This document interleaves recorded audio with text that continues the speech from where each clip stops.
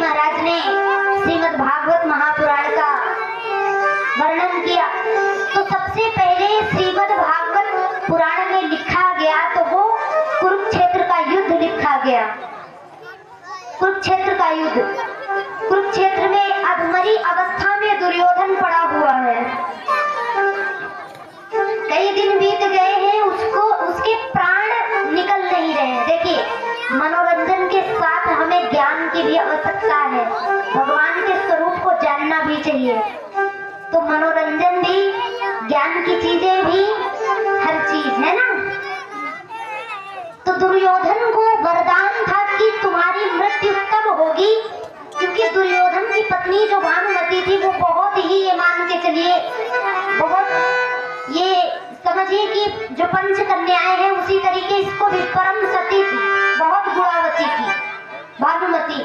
दुर्योधन बड़ा क्रूर था, सभी को पता है, अधमरी अवस्था में पड़ा है। दुर्योधन को वरदान था कि जब तुम्हारी मृत्यु होगी, जब तुम्हारे सुख और दुख दोनों समान अवस्था में होंगे।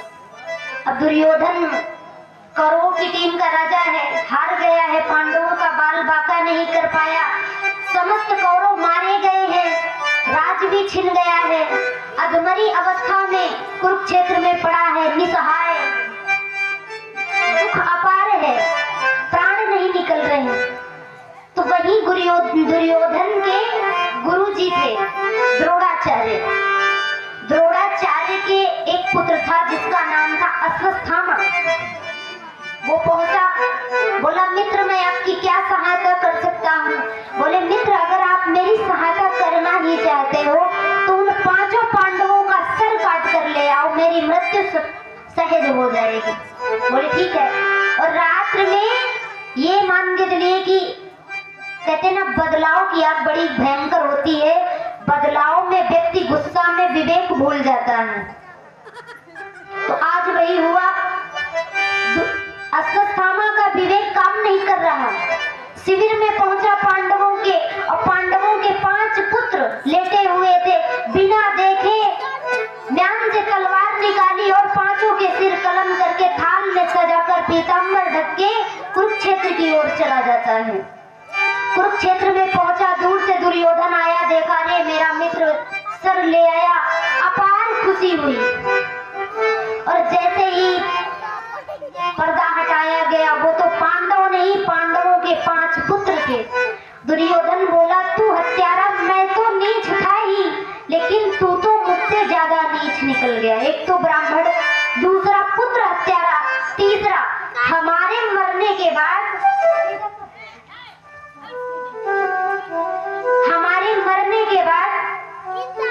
यही पुत्र हमारा तरण तारण करते, और तुमने पहले ही ने मार दिया रे। तुमने इस लोक में तो मुझे सुख नहीं दिया, परलोक भी खत्म कर दिया।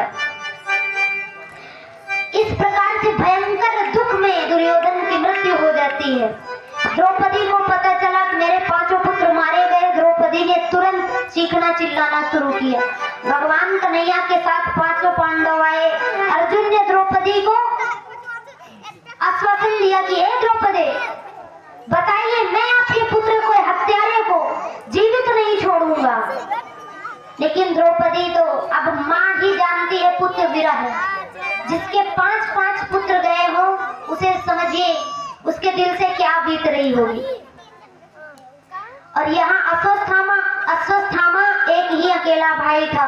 कुरुक्षेत्र के युद्ध में, महाभारत के युद्ध में द्रोणाचार्य की मृत्यु पहले ही हो चुकी थी। उसकी माँ का सिर्फ एक ही सहारा था, अश्वत्थामा। द्रौपदी ने कहा कि मुझे पता है, मैंने 5 पुत्रों को खोया है, मुझे पता है पुत्र विरह क्या होता है, इसलिए मैं किसी माँ को उसके पुत्र से अलग होने नहीं दूंगी। देखिए माँ का हृदय। आज की माताएं हो तो कही दे पुत्र नहीं, पूरा रिश्तेदार खत्म कर दो, उसका एक बंद न रहे। सही बात है ना। लेकिन जो द्रौपदी, उसका दिल देखिए, जिसके 5 पुत्र एक साथ मारे गए हो, फिर भी दूसरे माँ को उसके पुत्र से अलग नहीं करती। ये भारत की नारियां थी पहले की। इनसे सीखना चाहिए हमें, गंभीरता नारियों से सीखना चाहिए। नारी एक ऐसी शक्ति है जिसका कोई काट नहीं है। एटम बम तो फिर भी फेल है, नारी बम नहीं फेल है। अगर फूट गया तो संसार को तहस नहस, नारी बम। चाची सही बात है ना? तो महाराज इधर उन्होंने कहा ठीक है, चलिए बात मान जाते हैं, कोई बात नहीं। अब अश्वत्थामा, अब वहां पर देखिए कन्हैया कह रहे हैं कि भैया देखिए गुरु हत्या मतलब पुत्र हत्यारे को छोड़ना नहीं चाहिए, ब्राह्मण का वध करना नहीं चाहिए। अर्जुन इशारा समझ गए, दुर्योधन अश्वत्थामा को पकड़ कर लाए, उसके सर के बाल काट दिए, उसकी मुच्छें उड़ाकर गधे में बैठाकर कालिक लगाकर, जो मस्तक में जन्मजात मणि थी जिसकी वजह से वो कभी बीमार नहीं होता था, उस मणि को निकाल लिया, उसे नगर से बाहर कर दिया। ब्राह्मण की हत्या करना, उसका अपमान करना बराबर है। अब गुरु ये अश्वत्थामा सोचा कि मेरा अपमान हो गया, मैं इससे बदला लूंगा। तुरंत ब्रह्मास्त्र संधान कर दिया, और जैसे ही ब्रह्मास्त्र संधान किया, ब्रह्मास्त्र आता देख करके अर्जुन ने भी भगवान कन्हैया के इशारे पर ब्रह्मास्त्र का संधान किया। अब ब्रह्मास्त्र तो आपस में आए, जैसे ही गर्गाचार्य ने देखा कि ब्रह्मास्त्र अगर टकरा गए तो पूरे संसार में त्राही हो जाएगा। गर्गाचार्य प्रकट हुए, बोले अर्जुन अपने अस्त्र को अस्त्र भंडारण में वापस लीजिए। उन्होंने कहा कि हम तो ले लेंगे, लेकिन अश्वत्थामा का भी ब्रह्मास्त्र वापस करवाइए। अब गर्गाचार्य जी ने कहा, गर्गाचार्य जी ने कहा, जय हो, जय श्री राधे। यह मांग मांगता हूँ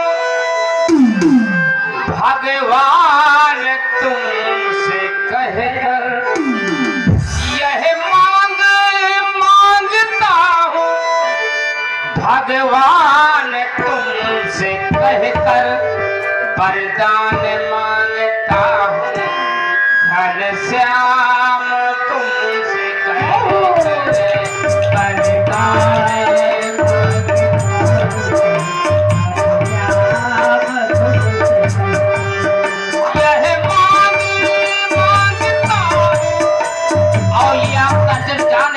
वरदान आपको सबको मालूम और लेकिन आपको मैं ये तर्ज बता रहा हूँ, अगर नहीं समझ में तर्ज बता रहा उसके बाद इस बात बताऊंगा। ये खींचे तरस सारी सब देखती है सारी, ये खींचे तरस सारी सब देखती है सारी, जो सारी गई जो सारी गई लोक लाज सारी, सारी गई सारी गई लोक लाज। आप ये सुने, ये आप मैंने ताजे बता दी, अब ताजे के मर्ज सुनिए। यह मांग मांगता हूँ भगवान तुम कहकर,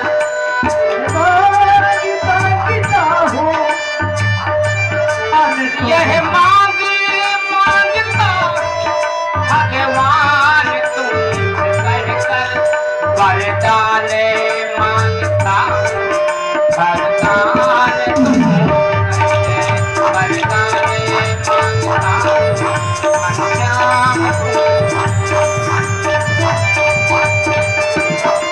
घनश्याम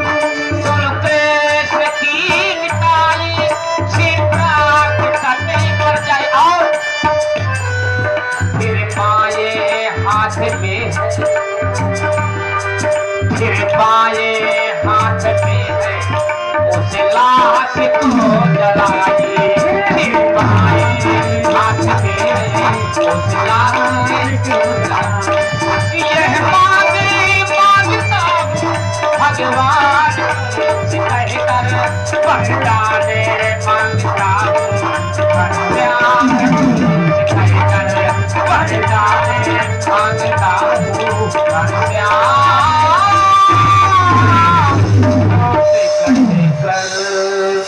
बोलो बाके बिहारी लाल की जय हो।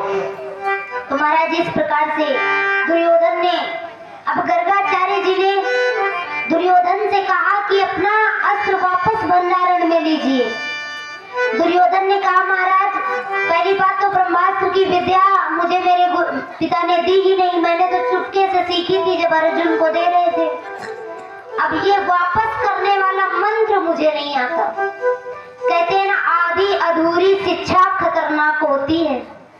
अब कोई तामसी व्यक्ति है यानी गुस्से वाला, उसको राइफल छिड़ा दो, गुस्सा आया तो एक लोग को दाग देगा, सही बात है ना। तो अस्त्र भी ऐसे व्यक्ति को दीजिए। जीवन में सीखना चाहिए कि हमको जो पात्र हो, पात्र यानी जो जिसके लायक हो उसको वही चीज वही काम देना चाहिए। जब वो उसके अकॉर्डिंग काम करेगा तो बहुत अच्छा काम होता है। अब कोई गुस्से वाला व्यक्ति है उसको चाकू छिड़ा दो, कह दो ये तुम्हारा अस्त्र है, कोई कुछ बोले तो भोंक देना। अब उसको जरा से ही गुस्सा आई तो बहू के परीक्षित महाराज की भोंक दे तो क्या करें, सही है ना। और जितने मिले उतनों को टपकाएगा। तो इसलिए जो पात्र है पात्र को ही पात्रता देनी चाहिए। अब उसको अब अश्वत्थामा तामसी प्रवृत्ति का है। ब्रह्मास्त्र का संधान इतनी जल्दी नहीं किया जाता, जब बहुत प्रलय पड़े तब ब्रह्मास्त्र का संधान होना चाहिए। फिर भी अर्जुन ने किसी तरीके से उस ब्रह्मास्त्र को अस्त्र भंडारण में लिया। अब तो उनका दुगुना अपमान हो गया कि ब्रह्मास्त्र की शिक्षा आधी अधूरी शिक्षा। उसने फिर से ब्रह्मास्त्र चलाया उत्तरा के गर्भ में सीधे। अब उत्तरा के गर्भ की ओर जैसे ही ब्रह्मास्त्र आया, उत्तरा भगवान कन्हैया के चरणों में गई और वंदना करने लगी। पाहि माम महायोगेंद्र देव देव जगतपते, हे भगवान कन्हैया, हे द्वारिकाधीश, हे मथुरा मंडल के राजा, मेरी रक्षा करो, मैं आपकी शरण में हूँ। मेरे प्राणों की आहुति ले लीजिए परंतु मेरे गर्भ को कुछ मत कहिए। भगवान ने जैसे देखा कि ब्रह्मास्त्र गर्भ के अंदर जा रहा है, वैसे भगवान अंगुष्ठ चेतने होकर सीधे उत्तरा के मुखार बिंदु से गर्भाशय में प्रवेश कर गए। भगवान कृष्ण की ये पहली लीला है जब भगवान किसी के गर्भ के अंदर प्रवेश करते हैं। बोलिए द्वारिकाधीश महाराज की जय, परीक्षित जी महाराज की। अब परीक्षित जी छोटे से हैं, भगवान कन्हैया ने सुदर्शन चक्र के द्वारा उस गर्भ की रक्षा की, ब्रह्मास्त्र को काटा और वापस निकल कर आए। इस प्रकार से अश्वत्थामा की कथा को सूत जी महाराज सुनाते हैं। अब आगे की कथा भगवान द्वारिका गमन जाते हैं। समस्त कुरुक्षेत्र का युद्ध हो गया, सब समाप्त हो गया, भीष्म का निर्वाण भी हो गया। भीष्म को भगवान ने दर्शन दिया, विराट स्वरूप के दर्शन करके भीष्म के द्वारा युधिष्ठिर महाराज को राज योग ज्ञान धर्म इनकी बातें बता करके भीष्म का निर्वाण करते। इसके बाद अर्जुन को लेकर भगवान कन्हैया द्वारिका चले जाते हैं। इधर परीक्षित जी का जन्म हुआ हस्तिनापुर में। भगवान पुनः आए, परीक्षित का नाम संस्करण करवाया गया। परीक्षित का नाम परीक्षित क्यों रखा गया? परीक्षित का मतलब क्या होता है? परि यानी चारों ओर, इच्छित यानी इच्छा करे, जो चारों ओर देखने की इच्छा करे उसका नाम परीक्षित है। और परीक्षित महाराज जब पैदा हुए तो जो गर्भ में उन्होंने दर्शन किए थे जिस भगवान के, उसी भगवान को धरती में गिरते ढूंढने लगे, इसीलिए संतों ने उनका नाम परीक्षित रख दिया। भगवान आए, परीक्षित को आशीर्वाद दिए, इसके बाद पुनः चले जाते हैं। इधर विदुर महाराज जी मैत्रेय मुनि महाराज से आत्मबोध का ज्ञान लेकर वापस आए। अब ये विदुर महाराज कौन है? विदुर महाराज धर्मराज है। धर्मराज कौन है? यमराज, जो दक्षिण पुरी में जिनकी कौन सी पुरी है? यमपुरी, संयम मणिपुरी कहा जाता है उसको। दक्षिण दिशा में 4 पुरियां हैं। सुमेरु पर्वत से 4 पुरियों की दिशा दी गई है। एक निम्लोचनी पुरी, एक संयम मणिपुरी, एक देवधानी और एक पुरी का नाम है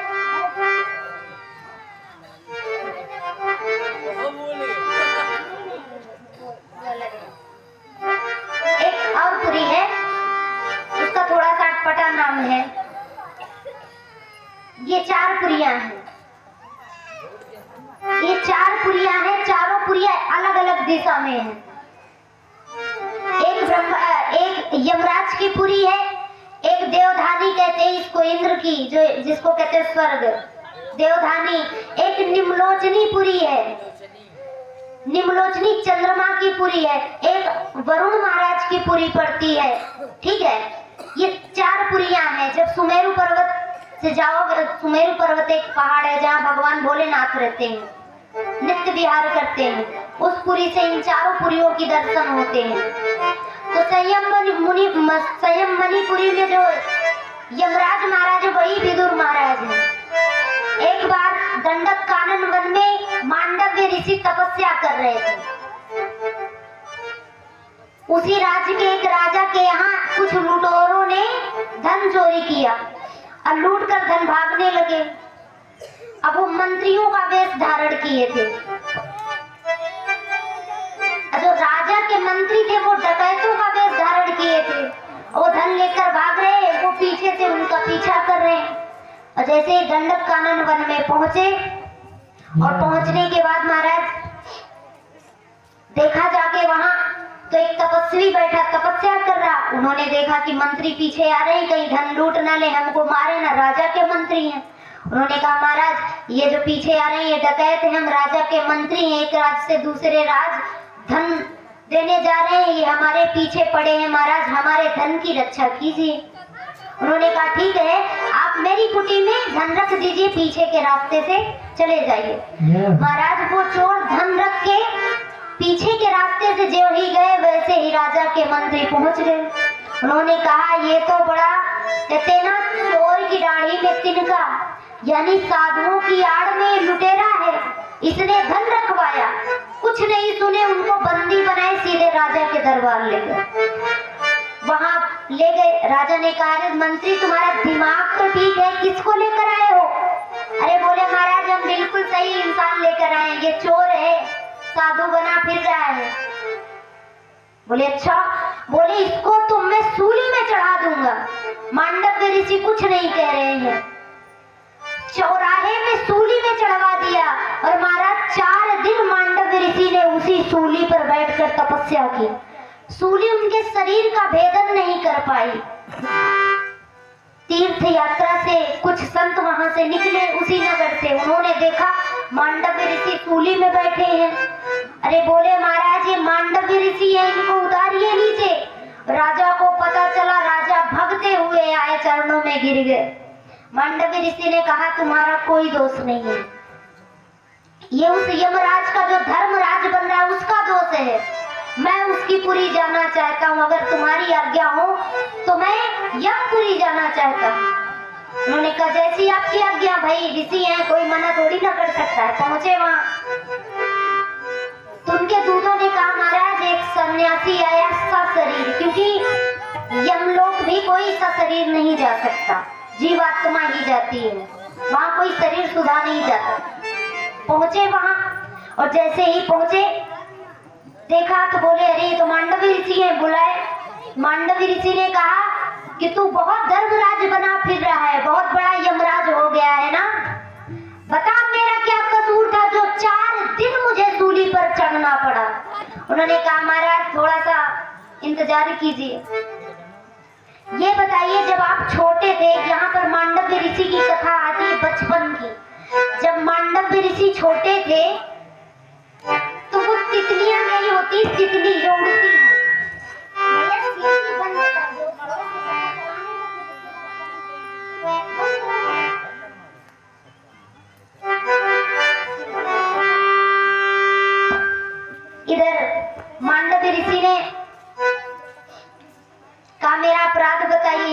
ने कहा जब आप छोटे थे तो तितलियों के पुच्छ भाग पर कांटा चुभाते थे आप?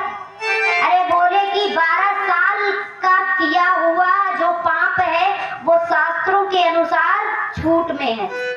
12 साल तक, क्योंकि भाई 3 महीने ब्रह्मा जी का पुत्र, 3 महीने विष्णु जी का और 3 महीने भगवान भोलेनाथ का। 9 महीने तो बच्चा खुद अपने माँ बाप का नहीं होता पैदा होने के बाद, तो 12 महीने के अपराध को कौन जोड़े? वो तो नाबालिग में चला गया। शास्त्रों में उसके लिए कोई दंड नहीं है। बोले कुछ भी हो महाराज, लेकिन आपने जितना तितलियों के पुच्छ भाग में कांटा चुभाया है, सूली आपके शरीर का उतना ही भेदन कर सकी। उनको लगी गुस्सा, उन्होंने दिया श्राप, जल उठाए और मंत्रों से जल को बाधित किया और मार दिए चीटा कि बड़ा दर्दराज बना फिर रहा ना। मैं तुझे श्राप देता हूँ कि द्वापर में तू इस धर्म का प्रचार करते करते पृथ्वी लोक पर थक जाएगा, तुझे तेरे धर्म को कोई नहीं मानेगा, तू दर दर विचरेगा और भगवान जब स्वयं आएंगे अवतार लेकर, उनके द्वारा तेरा उद्धार होगा। इस प्रकार से वही विदुर महाराज युधिष्ठिर के चाचा बने, वही आज मैत्रेय मुनि से ज्ञान लेकर पूरा हस्तिनापुर जाते हैं। चाचा को आया देख युधिष्ठिर आदि सभी भाइयों ने स्वागत सत्कार किया, रात्रि में खाने पीने की व्यवस्था की। इसके बाद शयन कक्ष में ले जाते हैं। रात्रि के समय में मौका पाकर विदुर महाराज धृतराष्ट्र और गांधारी के पास जाते हैं और उनसे कहते हैं भैया सब तो तुम्हारे मर गए कौरव, तुम ही अकेले बचे हो, कुत्तों की जिंदगी जी रहे हो, दूसरों के टुकड़े पर पल रहे हो, अंधे हो ही। ऐसा करो, कलयुग आ गया है, अब हमें यहाँ से चलना चाहिए। और ये सब तैयारी बनाए रात्रि के समय ही चले जाते हैं। इधर परीक्षित को राजा बनाया गया। परीक्षित ने दिग्विजय की, क्रूर जंगाल आदि बहुत सारे राज्य के राजाओं को कलयुग को जीतकर उन्हें उपहार में दिया और भगवान कृष्ण की भक्ति की। अब युधिष्ठिरों का वानप्रस्थ होता है, स्वर्गारोहण। युधिष्ठिरों ने देखा भाई पांडवों ने की कलयुग की गति तेज तीव्र हो गई है, अब हमें यहाँ से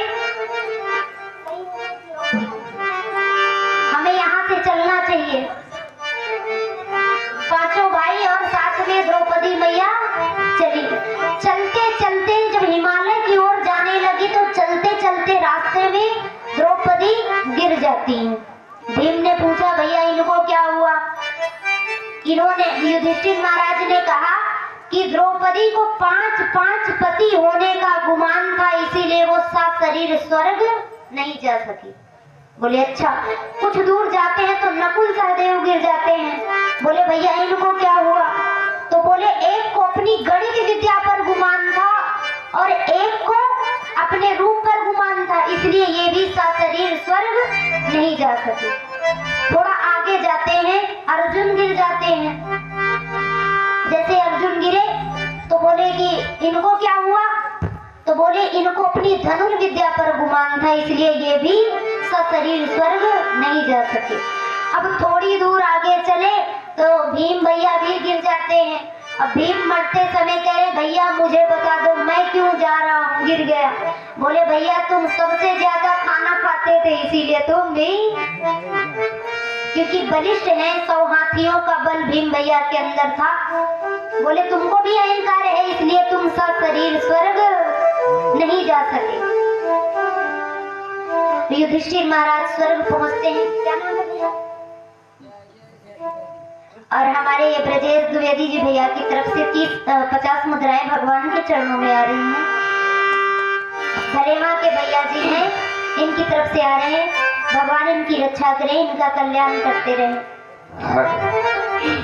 जैसे ही स्वर्ग पहुंचे, स्वर्ग पहुंचने के बाद युधिष्ठिर महाराज ने दरवाजे पर पहुंचे।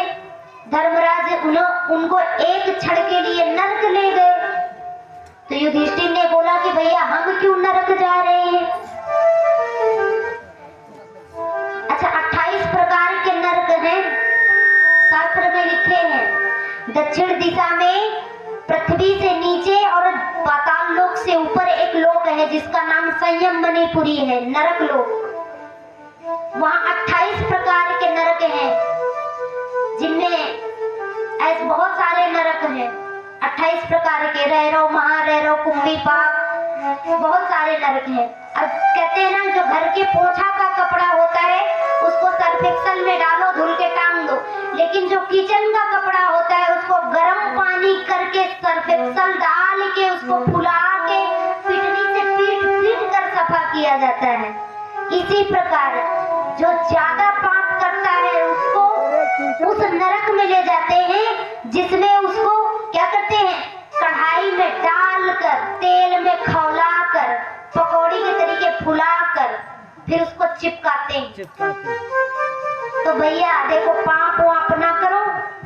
जय हो, क्या बात है व्यास जी, बहुत सुंदर। जिस प्रकार के कहते हैं कि जो जितना पाप करेगा उसी के हिसाब भर उसको भुगतान भोगना पड़ेगा, ठीक है। जो जितना पाप करेगा उसी के हिसाब भर उसको भुगतान यातनाएं भुगत के फिर से पृथ्वी लोक पर आना पड़ेगा, फिर 84 लाख योनियों में विचरना पड़ेगा, और 84 लाख योनियों में विचरने के बाद फिर हमारी निवृत्ति होगी, मनुष्य जीवन पाएंगे। फिर पाप करो, फिर नरक में जाओ। अगर इन सब चीज से अगर बचना है तो भगवान की भक्ति में लग जाओ। अच्छा एक बात बताइए आप, एक यहाँ पर मैं अपने जीवन से जोड़ रही हूँ, एक चीज आपने देखा होगा, मैं हूँ अभी, मतलब आप तो उम्र को देख ही रहे हो, 21वीं मेरी चल रही उम्र, अभी हाल फिलहाल में लगी नवरात्र से। इस उम्र में लड़कियां सात्विकता पसंद नहीं करती। सात्विकता यानी साधुओं के भेष में रहना, सत्संग में रहना, मतलब अच्छी अच्छी चीजों में, लाइट फाइट में रहना, अब समझ रहे हो, चकाचौंध में रहना। मुझे आश्रम क्यों पसंद है, भगवान की भक्ति, ये साधु वेश क्यों पसंद है? क्योंकि मैं पहले जब छोटी थी तो मैं कथा सुना करती थी, कथा सुनकर मैं उस कथा का मनन किया करती थी, और सच में भगवान से मैं यही कहा करती थी कि जीवन में कुछ भी करवाओ लेकिन आप अपने साथ में ही रखो मुझे। और देखिए, मैं किसी आश्रम नहीं गई, 8 दिन में मुझे कथा स्वतः ही आने लगी, आज आपके सामने हूँ। अब मेरे इतने गुरु हैं, इतने गुरु की लगता है कि वो थे ना दत्तात्रेय महाराज, उनके 24 गुरु थे, लेकिन मेरे तो 50 गुरु होंगे। अब जहाँ भी कथा करें, किशोरी जी हमारे आश्रम में पैर फेर जाओ आके, मतलब बहुत सम्मान मिलता है। लेकिन मेरा क्या एक ही लगन थी कि भगवान कुछ भी हो हमको अधर्म से बचा लेना। हमारी प्रवृत्ति है गलतियां करना, हम मनुष्य हैं, तामसी प्रवृत्ति के हैं, लेकिन आप तो दातार हो, आप तो हमारी वेदना समझ सकते हो ना। ये हमारा आपका झगड़ा है, अगर हमको उबार नहीं सकते हो तो इतना अधम बना दो कि हमको मारने के लिए पुनः तुम्हारा अवतार हो जाए। रावण की क्या, रावण जय विजय की कथा आपने सबने सुनी है। जय विजय कौन थे? रावण कुंभकर्ण। उनकी भी यही, भगवान के प्रमुख पार्षद थे, उनकी भी एक ही वेदना थी कि प्रभु अगर आप हमको अपने सन्मुख नहीं रख सकते तो इतना अधम बना दो कि हमको मारने के लिए स्वयं पृथ्वी पर आपको अवतार लेना पड़े। यहाँ पर रावण से बड़ा विद्वान कोई नहीं है। दशग्रीव, जिस समय कहते ना कभी कभी ज्ञानी व्यक्ति मद में आकर इतना भटक जाता है कि ऐसे कार्य कर देता है जिससे समाज में बहुत कुछ बिगड़ जाता है। सही बात। बलि के मरने के बाद निशाचरों में कोई ऐसा वीर नहीं था जिसके वीर से पुत्र उत्पन्न करके निशाचर वंश को आगे बढ़ाया जाए। उस समय विश्वशर्मा जो थे, पुलस्त मुनि के पुत्र, वो उस समय बहुत ही प्रकांड विद्वान थे उस समय के। अब यहाँ पर देखिए प्रसंग आता है, निशाचरों ने, राक्षसों ने की योजना बनाई कि अगर हमारी निशाचरी कन्या का, राक्षसी कन्या का विवाह किसी ऋषि के पुत्र से हो जाए या किसी ऋषि से हो जाए तो जो उससे पुत्र उत्पन्न होगा उसमें इतना तेज होगा कि वो छल बल दाम यानी 4 नीतियां होती हैं, साम दाम दंड भेद, इन सब में निपुण होगा। उसको कोई मान नहीं सकता है। क्या देखो यार। और वही हुआ था, संधान किया और विश्व मोहिनी विद्या का संधान करने के बाद सभी लोग मोहित हो गए। लेकिन विश्वश्रवा ने ये कहा था जो इस विद्या से परे हो, जिसका प्रभाव, इस विद्या का प्रभाव जिसके ऊपर न हो उसी को समझ लेना परब्रह्म, वही तुम्हारा उद्धार करेगा। आज रावण स्वयंवर में वही विद्या चलाया और जैसे ही चलाया सब, यहाँ तक कि लक्ष्मण भी चले गए, लेकिन भगवान मुस्कुरा रहे हैं। अब राम जी से कह रहा है रघुनंदन थोड़ा नीचे आ जाओ। बोले बताइए दशग्रीव क्यों कैसे आना हुआ, आप तो लंका के राजाधिराज हो।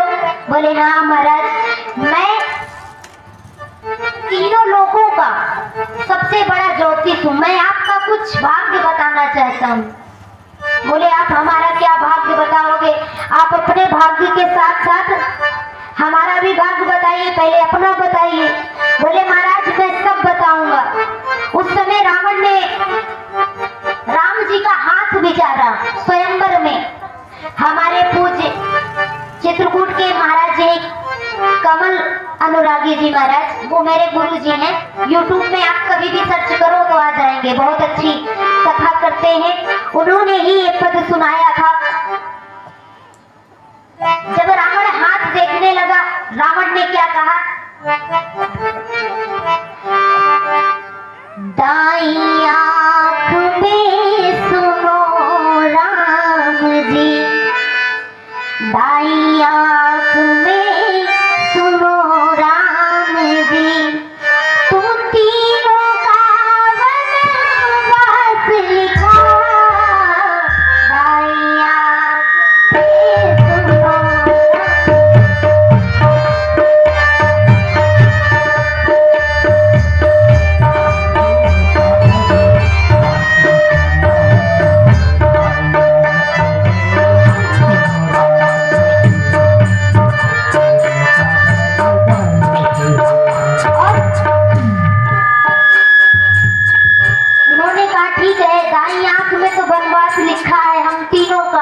लेकिन तुम्हारा भी तो कुछ लिखा होगा।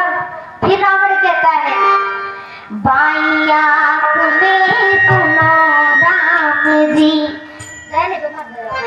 बाईं आँख में सुनो राम जी, सारी लंका का नाश लिखा, बाईं आँख में सुनो राम जी।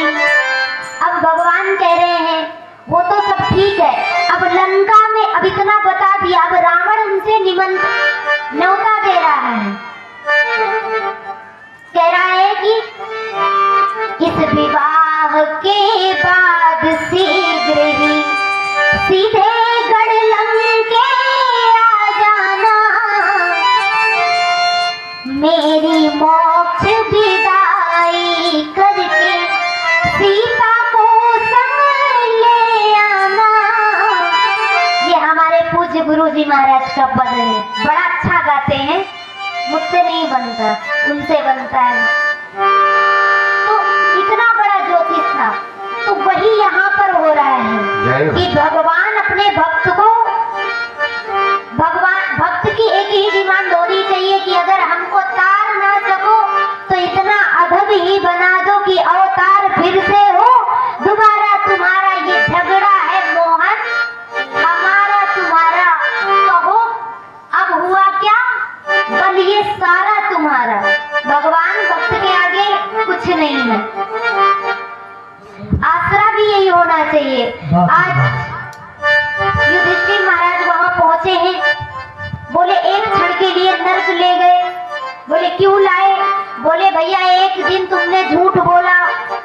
कब झूठ बोला, बोले जब कुरुक्षेत्र में युद्ध हो रहा था तो उस समय तुमने झूठ बोला था अश्वत्थामा मरो नरो या कुंजरो। अरे बोले वो तो कन्हैया के कहते हुए हमने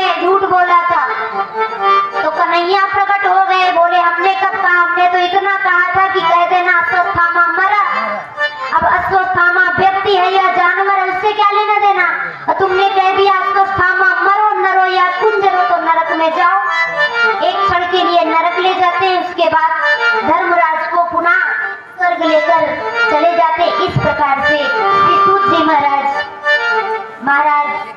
सौनक ऋषियों को कथा सुनाते हैं। आज की कथा यही विश्राम हो रही है। और सुनिए महाराज, कल सुबह में मैं आपसे निवेदन कर रही हूँ भैया, हम लोग आए हैं, प्रोग्राम लगाया है, तो भैया इतना तो कर ही सकते हो कि यहाँ साफ सफाई कर सकते हो। हमारे इंस्ट्रूमेंट वाले आते हैं बेचारे, खुद इसको सफा करके बैठते हैं, इसको भी बिछाते हैं।